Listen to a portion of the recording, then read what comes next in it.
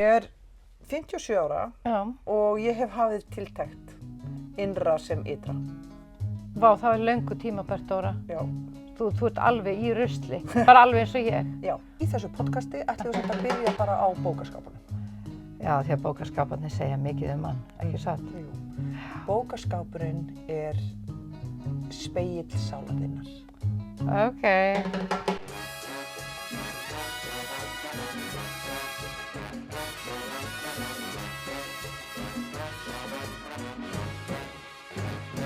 Að tjekka á hljóðunni eða? Nei, mér finnst bara, það er svona stemning eins og við séum úti. Já, það náttúrulega, eigum við að taka upp og sjá hvort það mun bara heyrast í rokinu. Við erum náttúrulega búin að komast að því það núna að þetta ekki kannski besta stúdíó. Við erum kannski að vera þá inn í þessu herbyggi. Já. Við þurfum kannski bara að breyta því í stúdíó. Já, kannski þurfum við að búa til stúdíó heima þér. Já, bara inn í þessu herbyggi sem er laust. Já. Tækni. Heyrðu, þá getum við bólstrað alveg heilt herbyggja innan.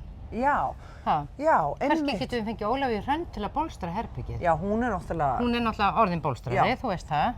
Fór hún að læra bólstrun? Lolla. Nei, hún fór að læra húsasmíði. Hún kann líka bólstra.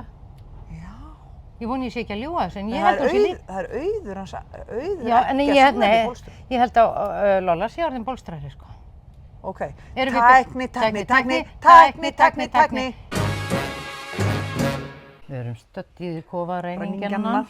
Nei, við erum reyndar stödd inn í unglingaherbyggi heima hjá mér. Já, af því að það er svo brjála veður úti. Já, að sko hljóðið varð ónýtt ef við sátum inn í stofu. Já. Ég nefnilega bý á þannig stað að veðrið leikur við húsið. Það heyrist of mikið, þess vegna erum við inn í unglingaherbygginu. Já. Ég er ekki viss um að unglingunum finnst skemmtilegt að vita að við værum sætum í rúmun hennar í okkar makindum. Já. Og að drekka eitthvað sem varst að búa til handan. Já. Hvað er þetta? Þetta er nefnilega ekki eins og venjulega. Jú, þetta er eins og venjulega. Þetta er sko möndlumjólk. Þetta er blárra. Já, ég setti frosinn bláber út í. Þetta er sem sagt, ég bjó til svona hristing. Ég þoli ekki orðið smoothie. Nei, ég er sammála þér. Ég bjó til hristing handa þér, Halldóra. Já. Næringarhristing. Og þetta er sem sagt möndlumjólk, hnetusmjör, banani, kakao. Já, fullt af steinefnum. Já, bláber og einn espresso. Já. Já. Það er nú allt í lagi. Já. Þó ég drekki ekki kaffi, ég verður örugglega mjög tjúnuð í dag. Segðu mér, í matcha, er líka koffín í því? Ég held það, já. Af því ég fekk mér nefnilega 2 matcha í gær og hélt ég væri að fá mér ekki koffín. Ég var svo út úr tjúnuð. Og þegar ég drakk seinni þá hugsaði ég. Ofsalega þykir mér leiðilegt að heyra þetta. En þá hugsaði ég, já það er sennilega koffín í þessu sem að triggera mig svona rosalega að því ég er ekki búin að drekka kaffi í 3 mánuði. Einmitt. Heyrðu, ég ætla að byrja á því áður en ég kynni næsta bók, ætla ég að draga eitt spil. Úr Kuan Yin stofnum. Já, til þess að spyrja stokkinn, hvað eigum við að hafa í huga í þessum þætti svo áhorfendur hlustendur okkar verði ofboðslega ánægðir með þáttinn. Þetta er mjög góð spurning fyrir spilin. Já, og ég ætla að spyrja, hvað eigum við að hafa í huga svo þið hlustendur verði ánægð með þáttinn. Þannig ég er að tjúna inn á ykkur öll núna. Svo dreg ég hér er það sem að gerir ykkur ánægð. Það sem gerir ykkur ánægð, kæri hlustendur, eru Blessing of the Kite Dancer. Og þetta er spil númer 29. Heyrðu, þetta er einhver sem getur bara að dansa á línu eða ekki? Við ætlum að sjá, ok. Hérna stendur, sem sagt, þegar að þetta spil er dregið. Ég ætla að reyna að þýða bara jafnóðum. Já.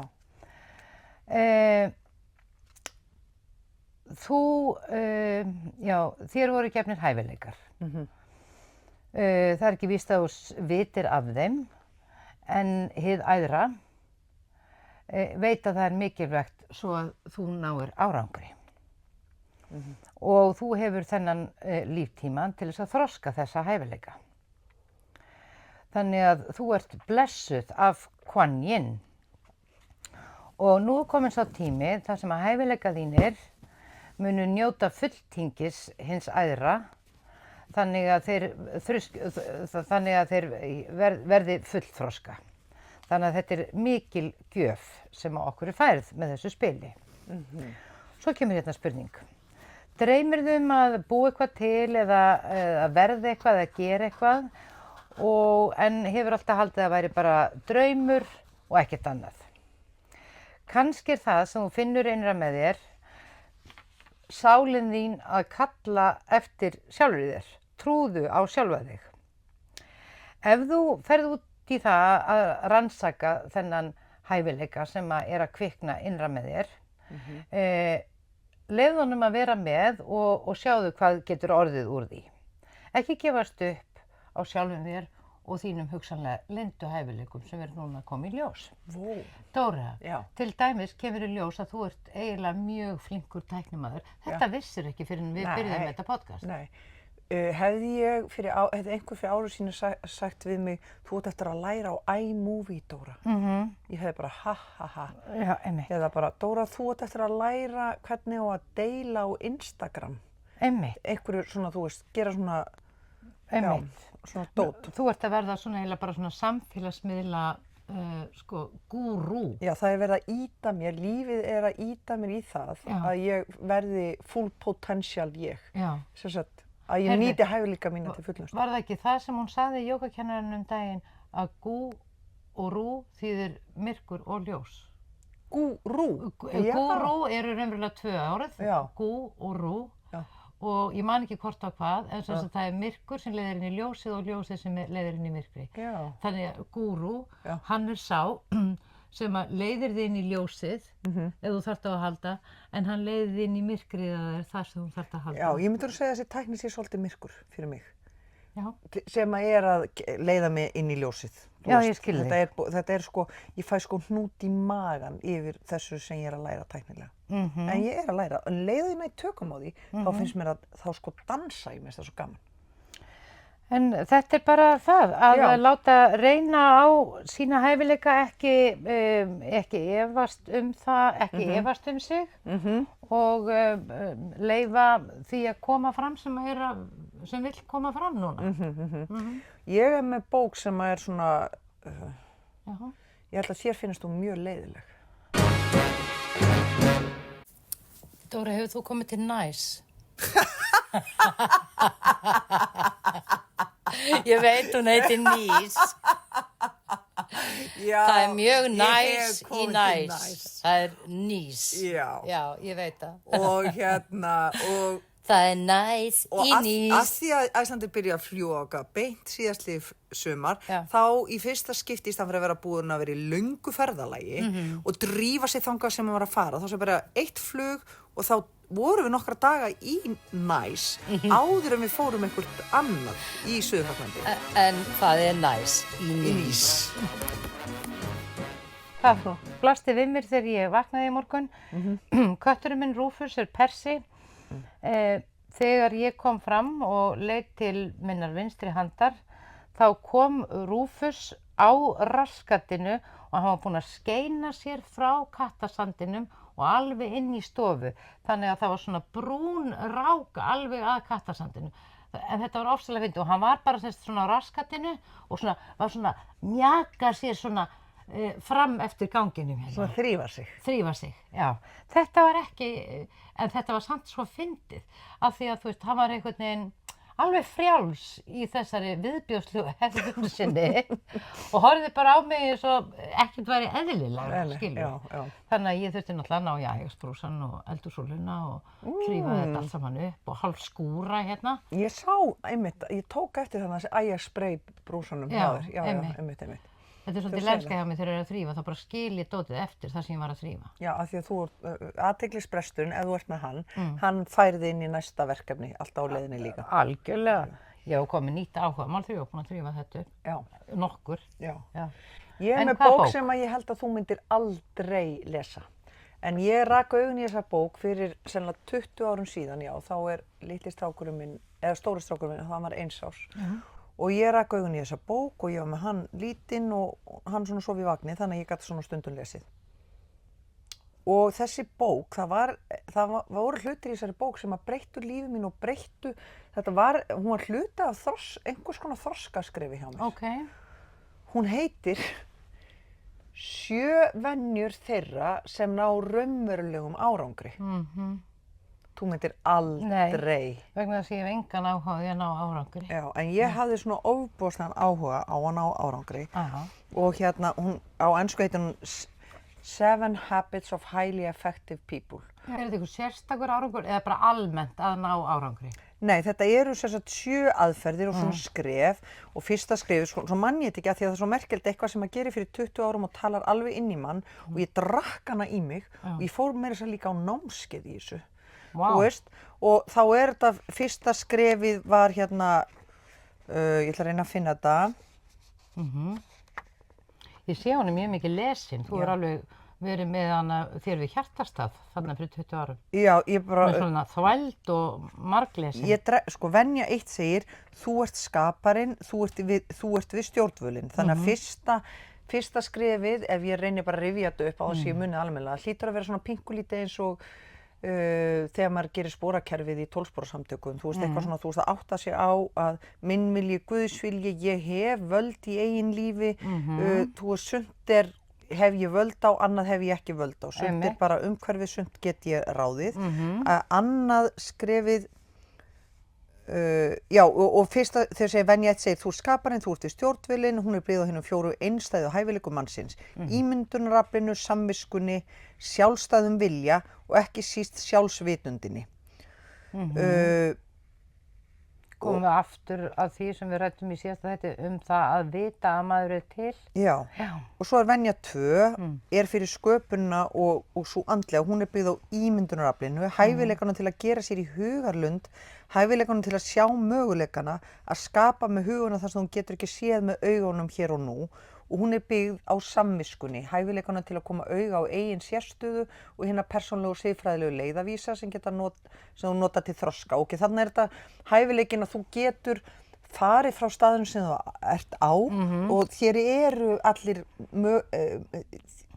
vegir opnir. Já, og þetta svona eins og, þú veist, þetta nota ég, þú veist, eins og þegar við Nikko byrjum að hugsa heimsreisun okkar og það tók okkur alveg 8 ár að skipuleggja hana eða sjá hvernig átt að vera, sem frægt er orðið. En þú veist, að það má byrja að láta sig dreyma og sumir draumar eru heilbrigðir draumar, aðrir draumar eru ekki heilbrigðir eða, þú veist, eða óraunsægir eða eitthvað svona, þú veist. Ég held að allir draumar séu heilbrigðir. Já, ekki ef þeir eru, ef þú þarft að meiða aðra til þess að láta það gerast eða svíkja og pretta eða eitthvað svona, þú veist. Allavega, það er annað skrefið, það er sko æfa sig að leyfa sér að dreyma sennilega, æfa sig að leyfa sér að sjá fyrir og svona. Mér finnst að draumur yfirleitt vera eitthvað sem er jákvætt. Mér finnst mann ekki dreyma eitthvað slæmt. Nei, sennilega ekki. Já. Nei, sennilega ekki. Sennilega eru allir draumar bara heilbrigðir draumar. Já, það er bara, svo þarftu bara að sjá fyrir þér. Það láti sig enginn dreym það að meiða aðra. Nei, ekki nema að vera veikur, sko. Já. Nei, draum... En þetta með ímyndunarafli, mér langar aðeins að staldra við það. Hefur tekið eftir hvað það er mismunandi á milli fólks, hvernig það ímyndar sér hluti. Sko, sumir geta ímyndar sér hluti og þá er það einhvern veginn bara, einhvern veginn svona, hvað ég var að segja, svona grindin af því, skilur, ég vil þetta, hitt og eitthvað svona. Ég sé alveg fyrir mér í litum og svona áferð og svona ef ég er að ímynda mér eitthvað, en það er ekkert allir sem að svona sjá, ég sé svolítið svona eins og í bíó þegar ég ímynda mér eitthvað. Sér þú eins og í bíó þegar ég ímynda þér eitthvað? Já, ég fer í svona bíómyndir. Er það ekki? Jú, já. Og hefurðu upplifað að þegar þú ert kannski lent í einhverjum krísum eða erfiðum aðstæðum að þú ert svona að ímynda þér hver framvindan verður? Og ef maður er til dæmis í einhverjum ótta, þá er maður ofta, sko, og þá er það náttúrulega ekki draumur. Nei. Þá er það ekki draumur. Þá getur maður oft verið að ímynda sér einhvern svona hrylling ef maður er hræddur. Ef maður er hins vegar einhvern veginn vel stemdur og líður sæmilega, þá getur maður verið að ímynda sér. Eins og leysta upp eða láta það fara vel. Já. Ég hef ekki notað þetta mikið en mér hefur verið bent á það og þá hef ég reynt að gera það, en það var inn á einhverju jóganámskeið eða hugleiðsla með einhverju fólki eða eitthvað svona, þú veist. En ég hef aftur á móti að því að stundum dreymi mig drauma sem að eru mjög skýr skilaboð eitthvað. Og ég kem út úr draumnum og ég átta mig á að ég með vittlausa, eða undirvitundin að segja mér í draumnum að ég sé með ranga afstöðu til hlutana eða það hindrun í því sem framundan eða eitthvað svoleiðis. Þá hef ég lagst aftur, og þetta byrja ég að gera bara rúmlega 20, þá leggst ég aftur á koddann, fer aftur inn í drauminn, ég get líka gert það daginn eftir eða bara því ég er búin að skilja drauminn, þá get ég farið aftur og heimsótt drauminn sem ég dreymdi. Í vöku þá? Í vöku, og fer inn í drauminn, inn í myndina og læt hann fara öðruvísi. Já. Þú veist eins og... Þú ert að leikstýra draumum? Já, þannig að eins og þetta þegar ég sótti í leiklistaskólan, þú veist þetta var náttúrulega bara rosalega stórt og ég vildi það mjög mikið. Já. Og þá dreymdi mig að ég kæmi inn hliðardyr inn í salinn þar sem allir voru í inntökuprófum og þar voru leikarar sem voru í skólanum þegar fólk sem ég þekkti, að því að ég þekkti alla sem voru í leiklistaskólanum, og ég fer að gera eitthvað með þeim í draumnum og ég finn í draumnum, vá, ég rosa góð í þessu, ég að kenna þeim eitthvað, ég betra en þau. Og þá svona pikkaði öxlinn á mér í draumnum og það skólastjórinn Helga Hjörvar, hún segir, þú komst hér inn á röngum forsendum og rak mig út. Í draumnum? Já, þetta í draumnum. Ég vakna og í inntökuprófum og ég bara, ég kemst ekki inn, ég verð rekin út, ég á vitlausum forsendum eitthvað svona og ég velti þessu fyrir mér. Er það ekki makalaust hvernig maður tekur alltaf það versta? Já.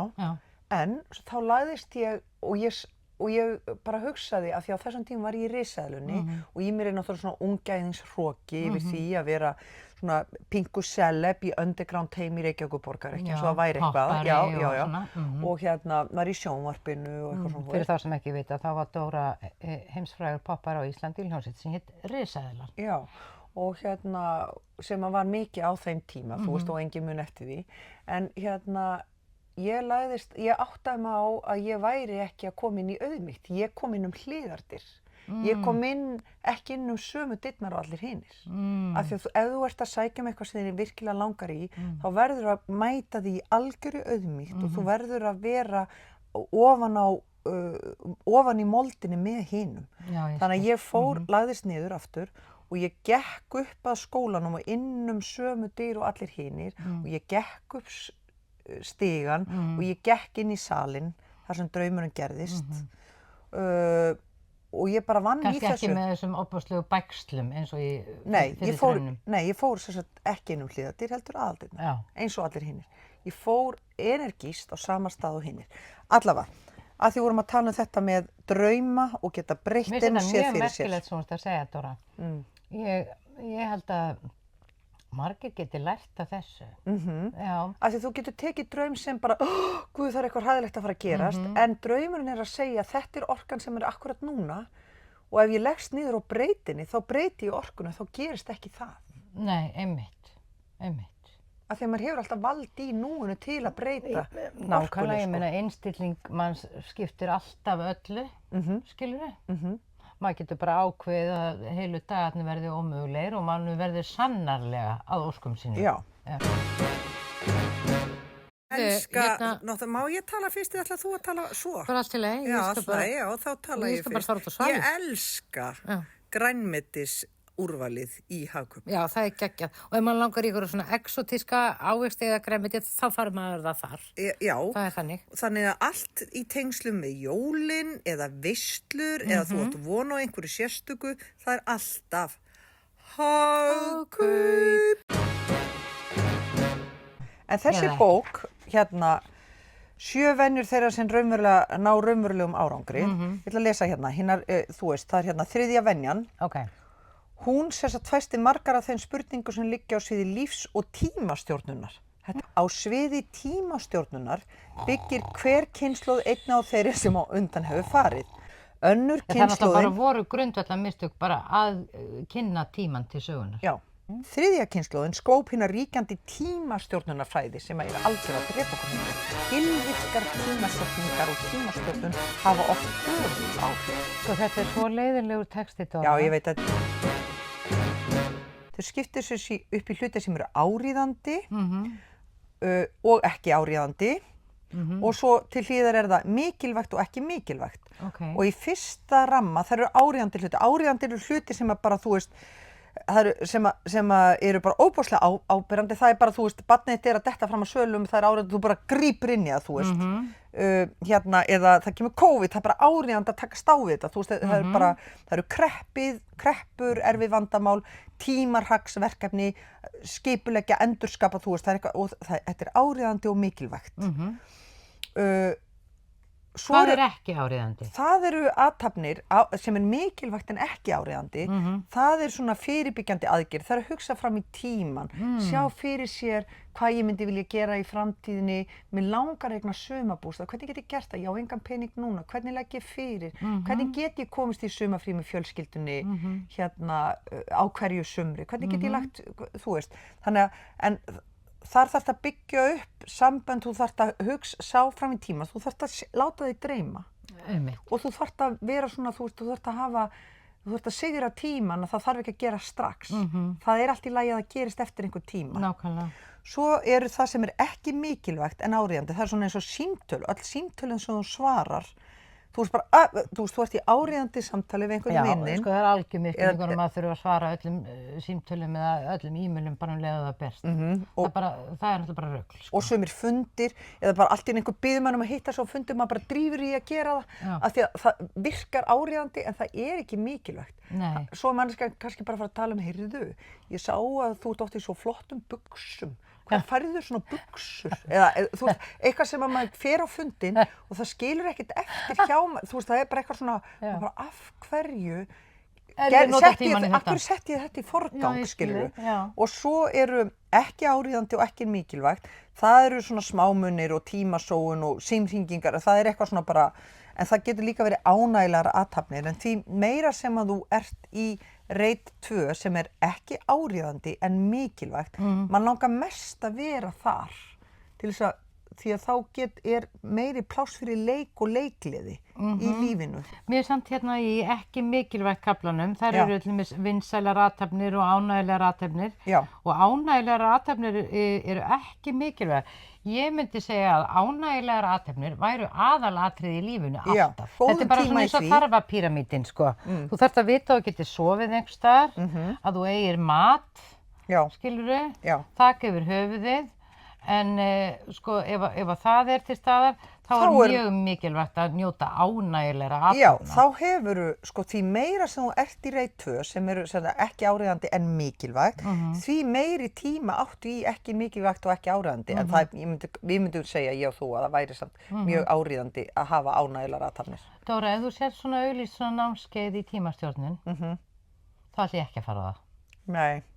Nei. En mér finnst svolítið magna að þú svona unga verið að lesa þetta. Já, ég var svo ósátt við að vera alltaf að bregðast við.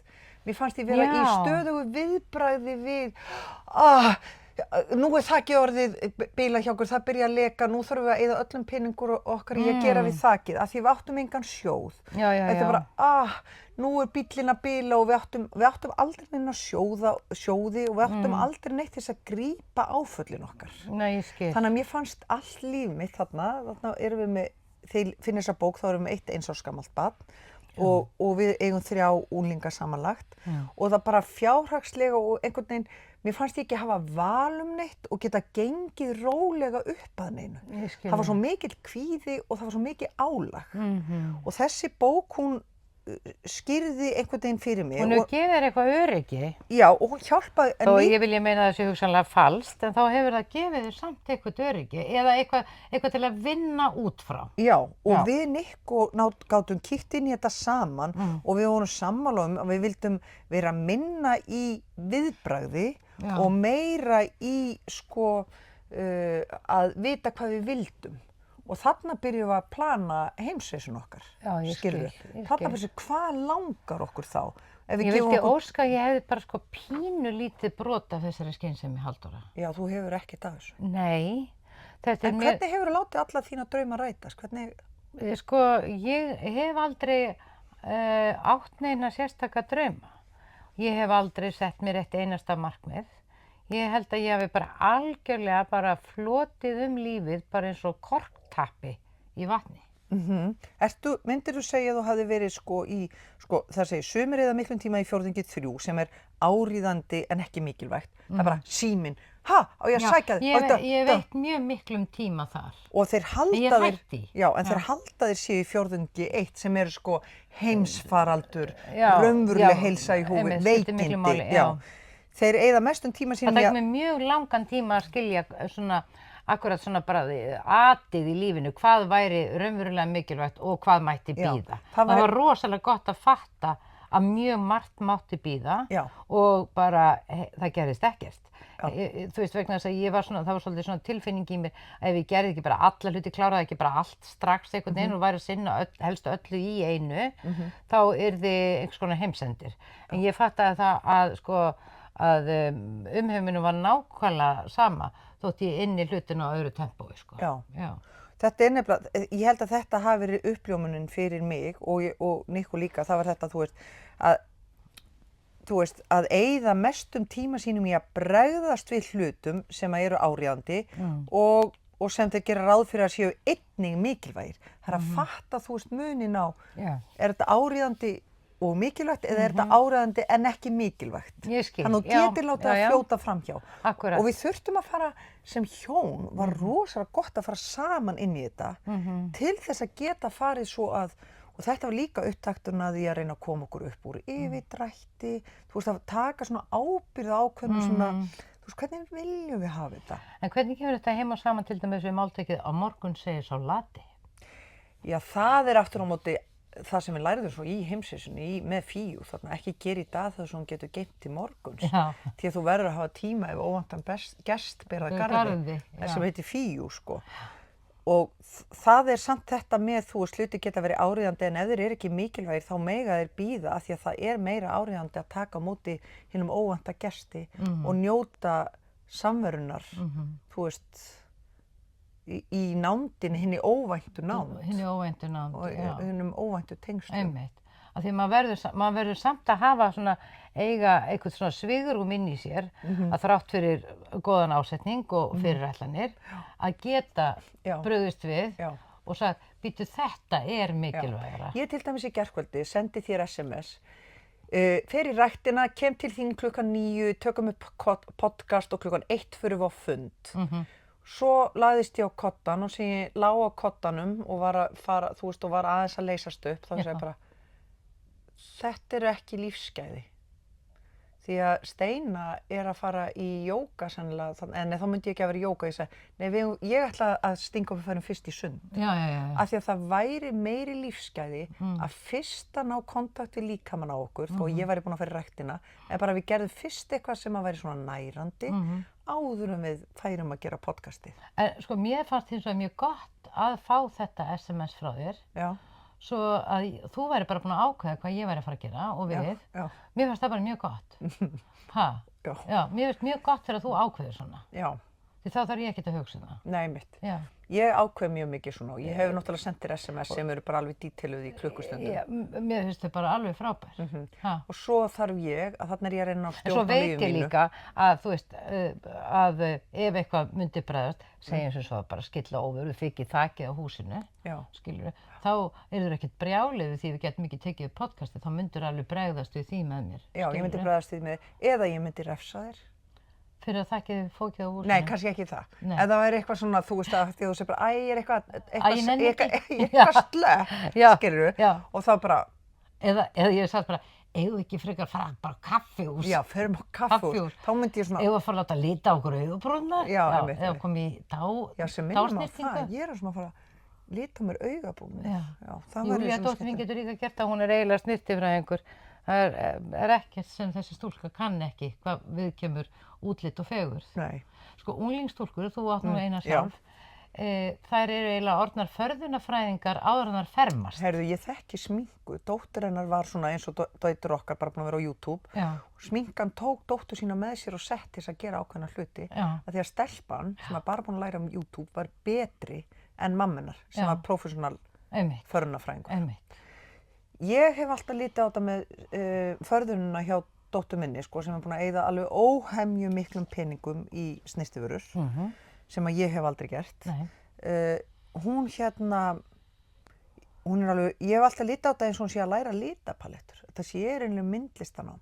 Hún að læra áferði, litapalettur, hún að læra rosa mikið líka efnafræði. Hún ekki að læra efnafræði, þetta ekki rosa mikið svona efnafræði, hvað þú átt að sitja á þig og svona? Já, einmitt, þetta er svona skin routine, hefur þín dóttir dottið í það? Já, ég held að hún sé bara allt svona. Þar sem þær eru að bera svona 8 mismunandi efni á sig. Já. Kannski þegar þær vakna eða þær fara að sofa. Já. Sko, og þetta er sjálfsást, þú veist, að líka það er hægt að segja, er þetta sjálfhverfa? En það er líka hægt að segja að þær eru að gera það sem við gerðum aldrei.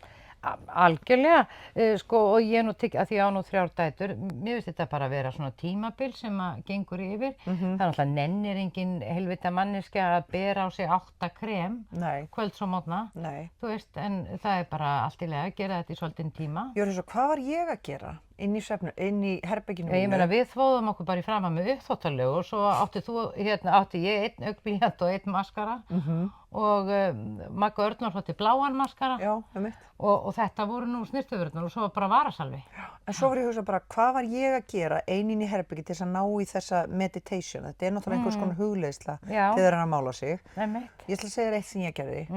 Ég fékk af skrifstofu pabba mín svona reiknivél. Já. Þú svona... svona takkavél sem maður gæti ítt á og svo svona handfang sem ég ger svona og það var streymill sem fór í gegn. Ég gæti setið og ég bjóð til lista eins og ég væri í búð og ég er að gera þetta alveg þangað til ég er 12-13 ára sko og var að reyna að gera eins hratt og ég gæti á reiknivélina. Já. Vá. Þetta og prentuðust númerinn á borðan? Já, á borðan, já. Ég var bara að gera, hvað get ég gert hratt? Hvað get ég gert hratt? Hvað get ég gert hratt?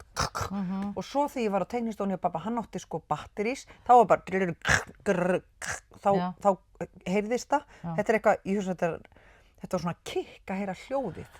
Heyrðu, sko, ég var stundum í einhverjum leik með sjálfur mér sem ég kallaði skrifstofuleik.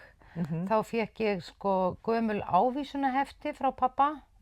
Þú veist það sem að allar ávísanir eru farnar út og voru bara minniblöðin því ávísunaheftin var svona, maður gat fært til bókar á svona lítið saurblað sem fylgdi hverri ávísun og þá gaf hann mér tómuheftin sem voru bara með saurblöðin og svo bjó ég til nýjar ávísanir úr svona A4-blöðum og þú veist, límdi þau inn, þannig ég bjó til ný ávísunahefti. Og svo var ég í einhvers konar svona skrifstofuleik með þetta. Ég var mikið að gefa út ávísanir. Sem við svo gerðum. Já, en ég var semst mikið eitthvað að gefa út ávísanir og einhvern veginn að raða þeim og hvort þetta var ekki einhvers konar verslun sem ég var með í huganum eða ég kallaði þetta skrifstofuleik. Já, þetta var náttúrulega skrifstofuleikur líka þetta. En þetta var einhver svona þjálfun, þú veist, eins og flautuleikarinn, skiljið, þú veist, eitthvað hratt með puttunum eitthvað. Að master einhverja færni. En ég fékk líka gamla ritvél til þess að leika mér á og ég man að ég var að skrifa á hana og einmitt svona að æfa mig að skrifa einhver svona orð sem mér fundist eitthvað flott, sko, sem ég réði við að gera. Ég kunni náttúrulega ekki fingrasetningu. Og einmitt með hraðan. Þetta er eitthvað kunnulegt svona þegar þú ferð að tala um þetta. Varstu ekki að segja að þú verður að leita þér að tímabundinni vinnu? Jú, bara tímabundið. Já, ok. Ef þú ætti að leita einhverju sem er bara tímabundið, þá ferðu þetta bara inn á Alfreð. Já. Sérðu, tímabundið starffulltrúi í tjónadeild. Heyrðu, öll þessi eru tímabundin. Já, jólatrésala. Það er akkurat núna. Það er tímabundið. Já, einmitt líka og það er líka bara að geta verið með trjánum. Já. Það er líka svolítið svona andlegt. Já, það er andlegt. Já, bara faðma tré og renna saman með algeiminn. Maður sjá, forfallakennari. Já, það er... Starfsmaður á skíðasvæðum. Þú ert góð að skíða. Heyrðu þetta og þá get ég verið fyrst í jólunum, svo fer ég á skíðasvæðin og faðma tré. Hérna er eitthvað fyrir mig. Þrif og umsjón, tækja. Ég meina Alfreð er bara með þetta allt saman. Bara... Ertu að leita einhverju tímabundnu eða til langtíma? Alfreð. En þessi bók, Dóra. Já. Hérna, svo get ég sagt þér frá því að ég var svo... Sko, 7 venjur þeirra sem að ná raunverulegum. Já, ég meina ef ég horfi nú bara þitt lífslaup, þá myndi ég segja að þú sért búin að ná raunverulegum árangri.